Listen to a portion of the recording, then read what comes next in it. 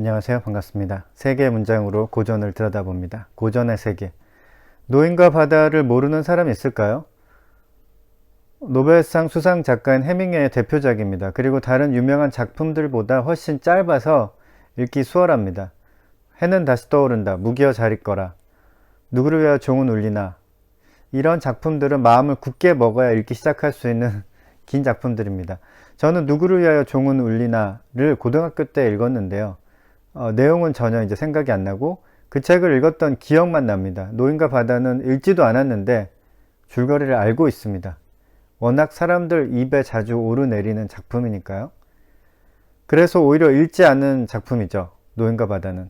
내용을 다 아는 소설을 읽는 것은 그다지 흥미로운 일이 아니니까요. 줄거리는 한 문장으로 요약할 수 있습니다. 노인과 바다는 산티아고라는 노인이 각고의 노력 끝에 큰 물고기를 잡았는데 그 물고기를 배에 묶어서 돌아오다가 상어들의 공격으로 물고기의 잔해만 남긴 채 모두 잃게 되었다는 이야기입니다. 노인과 바다는 해밍웨이가 한 나이든 어부의 이야기를 토대로 소설을 이제 쓴 것인데요. 나름 실화를 바탕으로 한 소설입니다.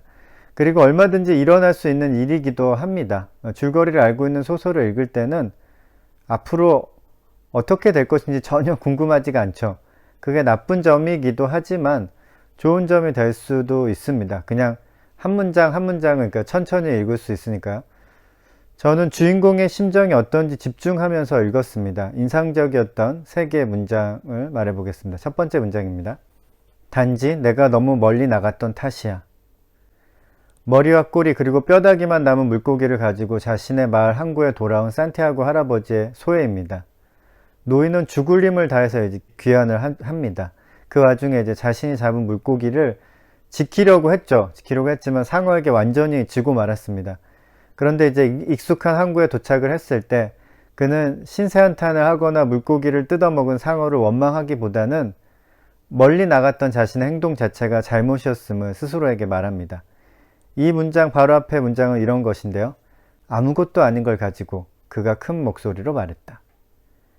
이 물고기 때문에 산티아고는 목숨을 잃을 뻔했습니다. 그런데 물고기를 완전히 다 빼앗기고 집에 돌아오니까 오히려 그것이 아무것도 아니었다라는 이제 깨달음을 얻죠.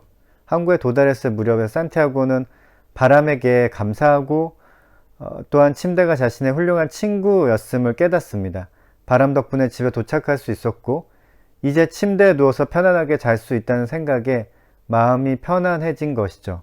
바람도 친구고 침대도 친구인데 그것은 자신의 일상에 늘 존재하는 친구들인데 산티아고는 왜 자신이 이렇게 지친 것인지 생각해 봅니다. 큰 물고기 때문에 지쳐버린 건데요. 바람과 침대와 비교하면 물고기는 사실 아무것도 아닙니다. 그에게는 바람과 침대가 훨씬 더 중요한 것입니다. 생각해보면 그가 죽을 정도로 지친 것은 별로 중요하지 않은 물고기 때문이었습니다. 그리고 그 물고기를 잡겠다는 일념으로 자신이 너무 멀리 나갔기 때문이었죠. 그렇게까지 나가면 안 되는 것이었습니다. 미끼를 문 것은 물고기가 아니라 산티아고 자신이었던 것이죠. 어부에게 큰 물고기는 아마 유혹거리일 것입니다. 그러나 자신의 목숨과 바꿀 만한 것은 아닙니다. 그것으로 인해서 자신의 목숨이 위협받을 수도 있다면 중간에 낚싯줄을 끊는 것이 사실 옳았죠. 노인은 아무것도 아닌 것 때문에 너무 멀리 나가면 안 된다는 교훈을 얻었습니다. 두 번째 문장입니다. 자기 자신과 바다를 상대로만 말을 하다가 진짜로 얘기를 나눌 상대가 있다는 게 얼마나 즐거운 일인가를 말이다. 노인과 바다를 읽으면서 중간에 계속 들었던 궁금증이 있어요. 이분은 어떻게 이렇게 계속 혼잣말을 잘할까? 정확하게 말하면 혼잣말은 아닙니다. 대상이 있긴 해요. 하지만 그 대상들은 다 말을 할 수가 없는 것들입니다. 산티아고 할아버지는 바다와도 말씀을 나누시고 물고기와도 계속 말씀을 나누시죠.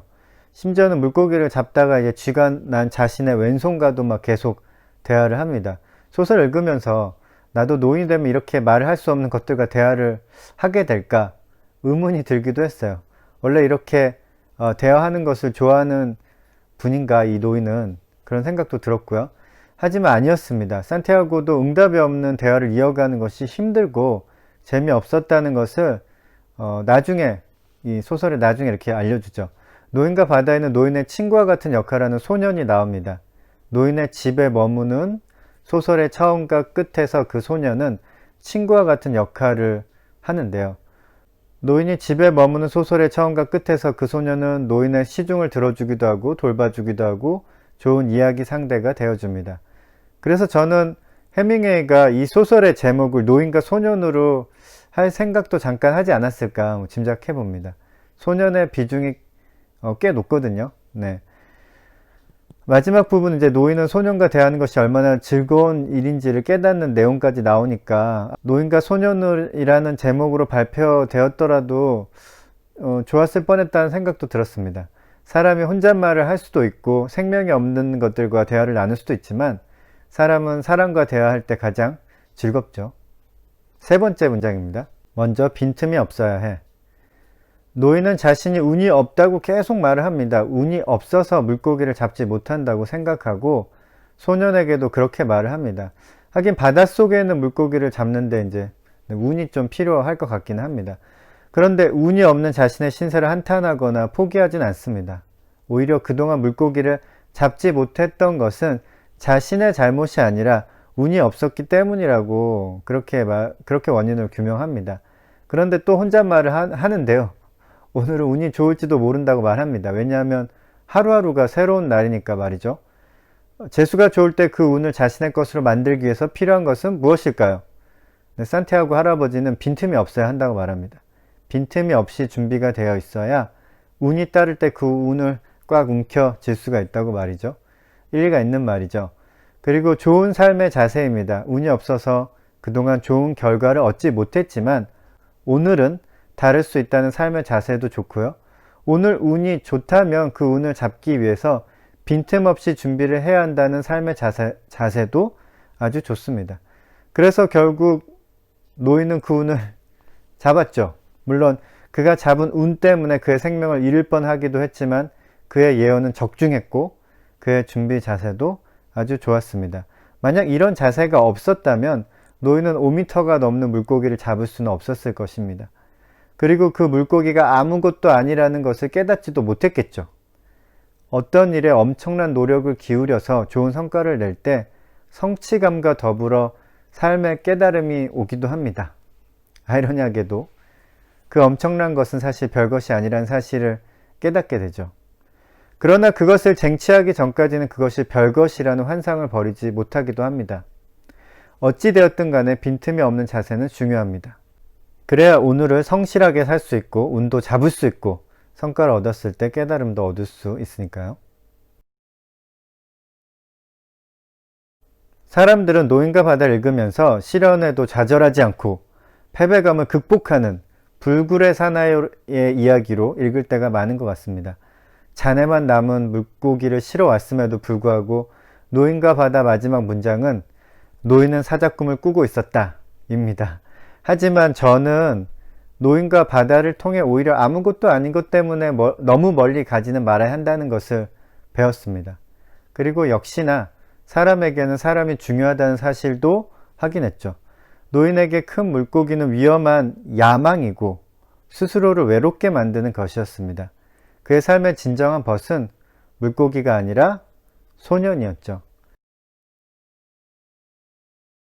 노인과 바다를 읽으면서 저는 또 한 번 느꼈습니다. 고전은 고전이다 라고 말이죠. 특별히 20세기 초중반의 작품은 삶에 대한 근원적인 고민을 아주 진중하게 다루는 것이 많습니다.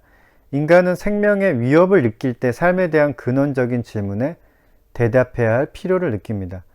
그래서 제 생각에 좀비와 괴물과 악귀가 나오는 드라마, 영화, 소설은 단순히 흥미거리가 아니라 사람과 인생이 무엇인지 답을 내놓아야 하는 문제작들이죠.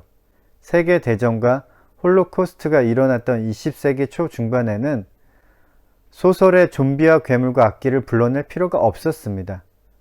그것들이 이미 세상에 돌아다니고 있었거든요. 해밍웨이의 노인과 바다도 그런 질문에, 인간의 근원적인 질문에 대답을 내놓는 아주 좋은 작품이라고 생각을 합니다. 해밍웨이의 노인과 바다, 고전의 세계였습니다.